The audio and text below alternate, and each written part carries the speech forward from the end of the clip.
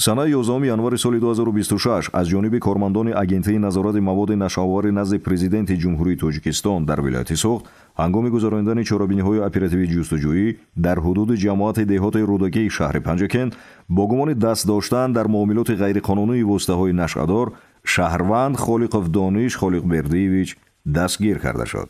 ҳангоми кофтукови шахсӣ аз манзили истиқоматии Холиқов Дониш ки дар деҳаи бӯстони шаҳри Панҷакент воқеъ аст, аз худи номбурда ва аз боми манзили истиқоматӣ дар маҷмӯъ 84 қуттии гугирд ки дар дохилаш маводи монанд ба воситаҳои нашъадор буд дарёфт гардид. мувофиқи маълумотномаи лабораторияи экспертизаи судӣ маводҳои аз манзили истиқоматии Холиқов Дониш дарёфт гардида воситаи нашъадори навъи бангдона буда вазни умумии он 5 килограмму 380 граммро ташкил медод.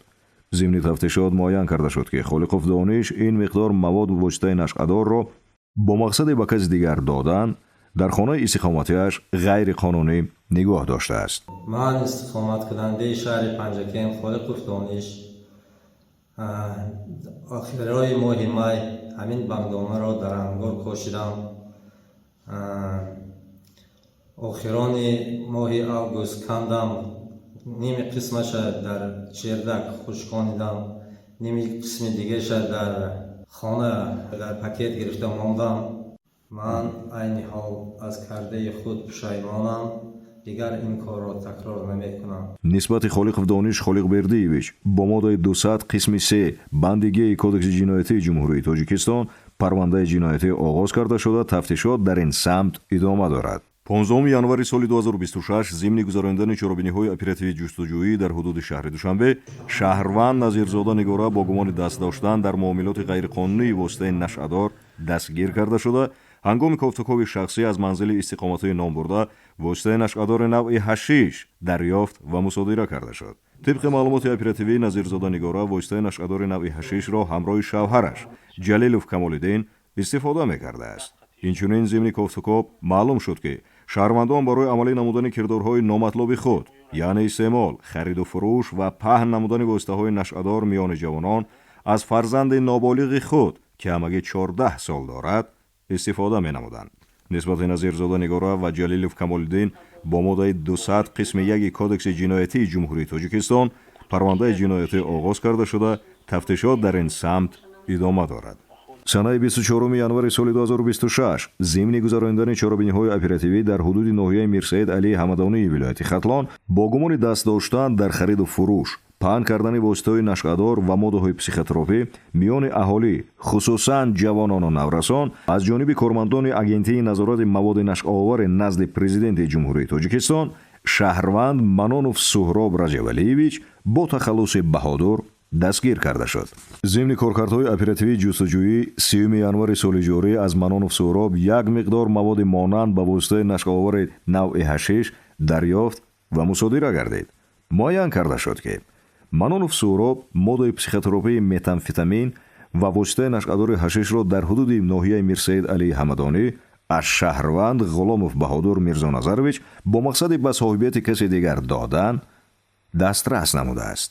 худи ҳамон рӯз Ғуломов Баҳодур аз ҷониби кормандони агентии назорати маводи нашъовари назди президенти ҷумҳурии Тоҷикистон дастгир шуда дар натиҷаи аз назар гузаронии манзили истиқоматиаш воқеъ дар ҷамоати деҳоти панҷоби деҳаи сайроби ноҳияи Мирсаид Алии Ҳамадонӣ аз дохили каҳдони манзили истиқоматӣ 3 бастаи қаҳваранги бӯи махсус дошта ва аз ҳуҷраи хобаш 1 бастаи маводи монанд ба шишапораи рангаш сафед пайдо гардид ки он ба воситаи нашъовари навъи ҳашиш ва моддаи психотропии навъи метамфетамин мансуб буда вазни воситаи нашъадори навъи ҳашиш 3 килограмму 100 грамм ва моддаи психотропии метамфетамин 70 граммро ташкил дод. муайян карда шуд ки Ғуломов Баҳодур воситаи нашъадори навъи ҳашиш ва моддаи психотропии метамфетаминро аз ҳоким ном шахс бо мақсади онро баъдан ба соҳибияти каси дигар додан ба даст овардааст. нисбати Манонов Суҳроб Раҷабалиевич бо моддаи 200 қисми 1 кодекси ҷиноятии ҷумҳурии Тоҷикистон